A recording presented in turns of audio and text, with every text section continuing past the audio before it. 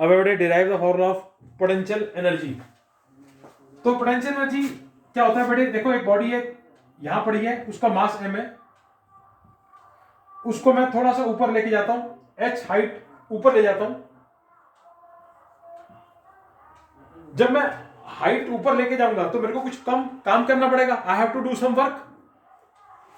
तो work done क्या होता है, F इंटू एस। और जब ये बॉडी ऊपर जा रही है तो वर्क फोर्स क्या होगी, m into A, mass into acceleration, m into G, और s की जगह में क्या हो जाएगा h। तो work done is equal to potential energy. उस केस में वर्क डन काइनेटिक एनर्जी के बराबर आ रहा था क्योंकि बॉडी मूव कर रही थी। अब यहां पर पोजीशन चेंज हुई है बस।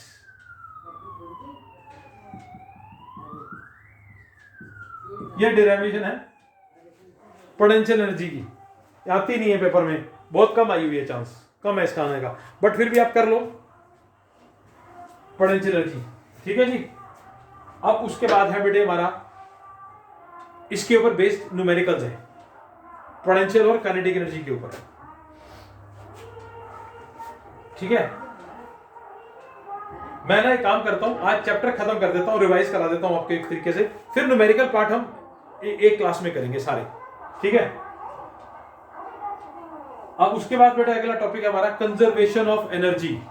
Conservation of energy.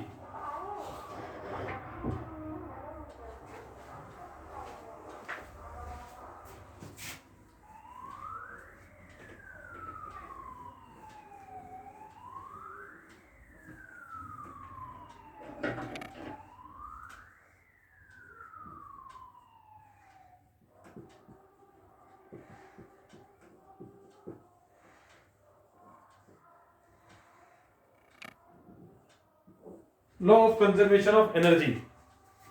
बेटे जब भी कभी किसी बॉडी में अगर आप देखेंगे ध्यान से, तो या वो रेस्ट पे पड़ी है, मूव करेगी, मूव कर रही है, रुकेगी, तो उस केस में क्या होता है कि एनर्जी चेंज होती है लेकिन एनर्जी कंजर्व रहती है। ठीक है। According to law of conservation energy, energy can neither be created nor be destroyed, it may be transformed from one form to another. उसको कहते हैं law of conservation of energy. बेटा याद रखना है हमारे यूनिवर्स में एनर्जी कंजर्व्ड है, कांस्टेंट है, वो कभी चेंज नहीं होती। ठीक है। अब देखो जैसे आपका इलेक्ट्रिक बल्ब है, इलेक्ट्रिक बल्ब में क्या होता है, electric energy to light energy and heat energy, है ना, ऐसे होता है। इलेक्ट्रिक एनर्जी किस में कन्वर्ट होती है, लाइट और हीट एनर्जी में। बल्ब होता है, बल्ब को ऑन करते हैं, इलेक्ट्रिसिटी आती है, इलेक्ट्रिसिटी की हेल्प से क्या होता है, लाइट ऑन हो जाती है और बल्ब गर्म भी हो जाता है। जैसे आपका जनरेटर है, जनरेटर, इसको बेटा डायनामो भी कहते हैं, डायनामो। इसके अंदर क्या होता है, मैकेनिकल एनर्जी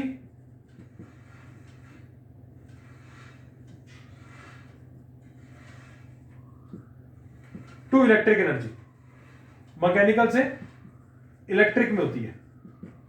ठीक है। अब जैसे आप बैटरी देखते हैं, बैटरी, बैटरी क्या होता है भाई, जो हम इन्वर्टर में यूज करते हैं उसमें क्या होता है, केमिकल, केमिकल से एनर्जी बनती है, केमिकल टू इलेक्ट्रिकल। अगर आप देखें ना तो बेटे बैटरी होती है ना, उसमें केमिकल्स होते हैं, एसिड्स होते हैं, वो आयंस को मूव करते हैं, इलेक्ट्रिसिटी को पास करते हैं। तो ये सब देखो जरा ध्यान से, बल्ब में electric energy to light energy, generator में mechanical to electric energy, battery में chemical to electrical, solar cell, solar cell क्या करता है, sun energy to electric energy, उसको इलेक्ट्रिक में कन्वर्ट करता है। तो आप देखो यहां पर एनर्जी ट्रांसफॉर्म्स हो रही है, एनर्जी ट्रांसफॉर्मेशन हो रही है, लेकिन एनर्जी याद रखना है बेटे कंजर्व रहती है। Energy can neither be created nor be destroyed, it can be change from one form to another. Law of conservation of energy. ठीक है जी। पूरे यूनिवर्स में, ब्रह्मांड में एनर्जी सेम रहती है, वो चेंज नहीं होती। ठीक है जी, आप बेटे इसको पढ़ लो अच्छी तरह से। Universal law of gravity, sorry universal law of conservation of energy, उसमें दिया हुआ है कि कभी भी कोई ऑब्जेक्ट जब गिरता है नीचे ऊपर से तो उसमें पोटेंशियल होती है, धीरे धीरे काइनेटिक में चेंज होती है, लेकिन पोटेंशियल प्लस काइनेटिक हमेशा कांस्टेंट रहती है। देखो याद रखना बेटे, कभी भी किसी ऑब्जेक्ट में पोटेंशियल और काइनेटिक हमेशा कांस्टेंट होगी, is always constant. mgh plus half mv square constant है। देखो जैसे एक बॉडी ए पे पड़ी है, नीचे गिर रही है, बी पे आई, फिर नीचे गिरी सी पे, ए पे पड़ी हुई है अभी, तो अभी इसके अंदर सिर्फ पोटेंशियल एनर्जी है, लेकिन जब वो नीचे गिरेगी तो थोड़ी पोटेंशियल कम होगी, थोड़ी काइनेटिक बढ़ेगी, काइनेटिक भी आ जाएगी क्योंकि नीचे गिरने लगी है। अब यहां पर आ जाएगी जब बिल्कुल, तो इस पॉइंट पे काइनेटिक एनर्जी रह जाएगी और पोटेंशियल एनर्जी जीरो हो जाएगी। इस केस में काइनेटिक जीरो थी, सिर्फ पोटेंशियल थी, लेकिन टोटल एनर्जी सेम रहेगी। अगर 10 जूल इधर है ना बेटा, तो 10 जूल इधर ही रहेगी। इधर क्या हो सकता है, 5 इसमें चली गई, 5 इसमें चली गई, ऐसा हो सकता है। 5 5 हो जाए, या फिर 4 और 6 हो जाए, 4 उसमें 6 उसमें, कुछ भी हो सकता है, लेकिन टोटल 10 ही रहेगी। ये आपको मैं नेक्स्ट क्लास में प्रूव करके दिखाऊंगा इसको। उसके बाद बेटा हमारा अगला टॉपिक है power.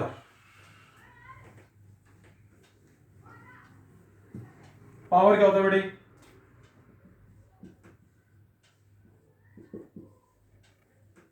Rate of doing work,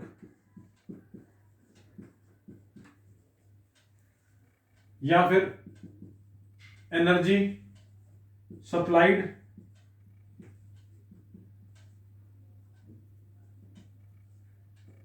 upon time, या फिर work done upon time. Power का फॉर्मूला है, एनर्जी और वर्क एक ही बराबर है बेटा, दोनों का यूनिट भी सेम है, जूल्स। ठीक है, यूनिट जो है बेटा वो है वॉट। इसमें आता है बेटा 1 यूनिट वॉट को डिफाइन करना है, 1 वॉट को। देखो बेटा पावर क्या होती है, work done upon time taken. तो पावर 1 वॉट कब होगी, कहता है 1 joule of work is done in 1 second. When 1 joule of work is done in 1 second, then power is said to be 1 watt.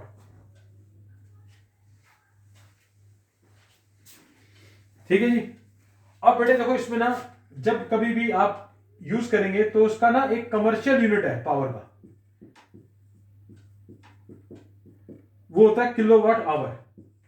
Kilowatt hour, जैसे 1 वाट है तो 1000 वाट का मतलब किलोवाट, और 1 किलोवाट को आवर, आवर का मतलब 3600 सेकेंड। इसको मल्टीप्लाई कर देंगे तो ये बन जाएगा 3.6 इंटू 10 की पावर 6 जूल्स। तो 1 किलोवाट आवर हमेशा 1 kilowatt hour is equal to 3.6 into 10 की पावर 6 जूल्स। ये दोनों बराबर होते हैं बेटा, 1 kilowatt hour equal to 3.6 into 10 की पावर 6 जूल्स।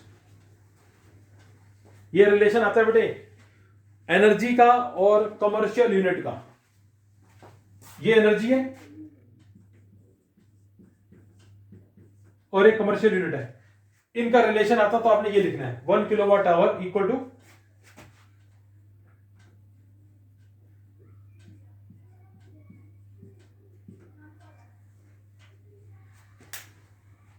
समझ में आया जी। अब इसके बड़े बड़े न्यूमेरिकल्स भी आएंगे, न्यूमेरिकल करेंगे, आप सारे फॉर्मूले याद कर लो। देखो बेटे वर्क डन जो पावर होती है, work done upon time taken या एनर्जी अपॉन टाइम। तो ऐसे ही मेरे बच्चे मैं इसका एनर्जी का टाइम फॉर्मूला भी निकाल सकता हूं। एनर्जी का वो होता है पावर इनटू टाइम।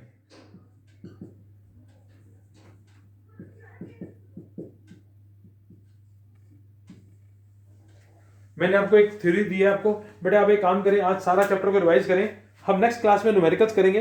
ठीक है, ठीक है जी।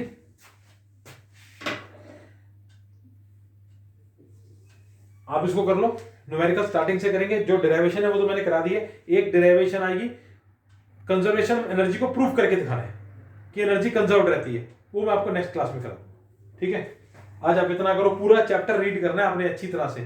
कोई क्वेश्चन नहीं समझ में आएगा, टॉपिक नहीं समझ में आएगा, दोबारा पूछ सकते हो। ठीक है, ताकि हम न्यूमेरिकल्स कर सकें अच्छी तरह से। ठीक है, बाकी फिर बेटा हम नेक्स्ट क्लास में करते हैं।